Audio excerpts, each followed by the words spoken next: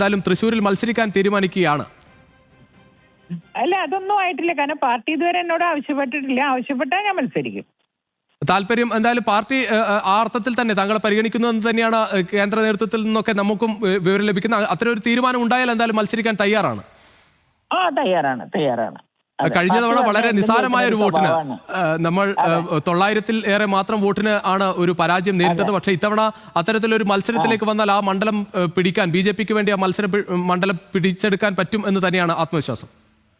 തീർച്ചയായിട്ടും. കാരണം തൃശ്ശൂരുകാർക്ക് എന്നെ അറിയാം. ഞാൻ പറഞ്ഞില്ലേ, പലരും എൻ്റെ അടുത്തത് കഴിഞ്ഞിട്ട് പറഞ്ഞിട്ടുണ്ട്, ചേച്ചി ഞങ്ങൾക്കൊരു അബദ്ധം പറ്റിപ്പോയി എന്നുള്ളത്. അത് അവരുടെ തെറ്റല്ല, തൃശ്ശൂരുകാരുടെ തെറ്റല്ല. തൃശ്ശൂരിലെ ചെറിയ കുറച്ച് ആൾക്കാരുണ്ട് ആ കൂട്ടത്തിൽ. അവര് കാലുവാരാൻ കോൺഗ്രസിലെ മിടുക്കന്മാരായിട്ടുള്ള ആളുകളുണ്ട്. അങ്ങനെ എനിക്ക് പറ്റിയതാണ്. അല്ലാണ്ട് എനിക്ക് ഒരിക്കലും, അല്ലെങ്കിൽ ഇങ്ങനെ ഒരു ആലോചന എന്നോട് ചോദിക്കുമ്പോൾ തന്നെ ഞാൻ വേറെ ഒന്നും പറഞ്ഞില്ല. ഞാൻ നിൽക്കുകയാണെങ്കിൽ തൃശ്ശൂര്, അല്ലെങ്കിൽ വേറെ എവിടെയില്ല എന്ന് ഞാൻ പറഞ്ഞിട്ടുണ്ടായിരുന്നു.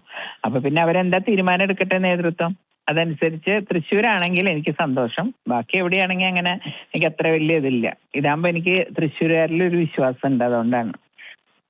തീർച്ചയായും. അതോടൊപ്പം ഒരു കാര്യം കൂടി, ഈ കെ മുരളീധരനാണ് ഇപ്പോൾ എതിരാളിയായി വരുന്നത് എങ്കിൽ, കോൺഗ്രസിന്റെ ഭാഗമായി വരുന്നത് എങ്കിലും ഈ തീരുമാനത്തിൽ നിന്ന് മാറ്റമില്ല, പാർട്ടിക്കൊപ്പം തന്നെ നിൽക്കും.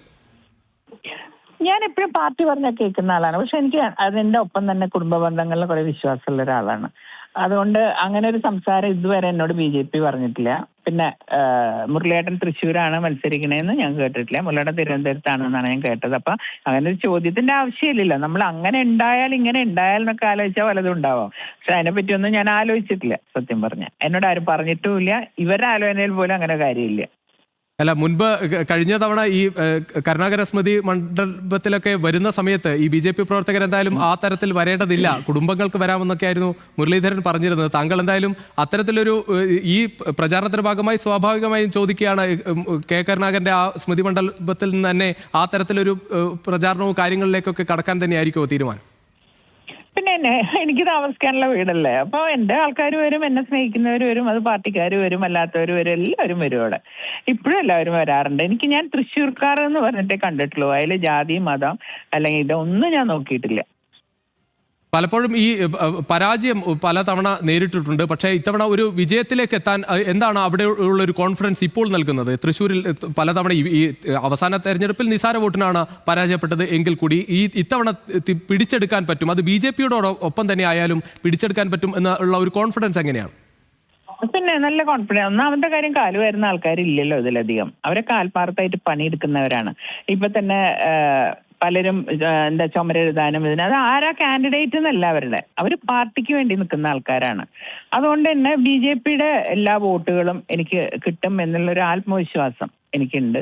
പിന്നെ അത് കൂടാണ്ട് എന്നെ സ്നേഹിക്കുന്ന അല്ലാത്തൊരു വിഭാഗങ്ങളുണ്ട് തൃശ്ശൂര്.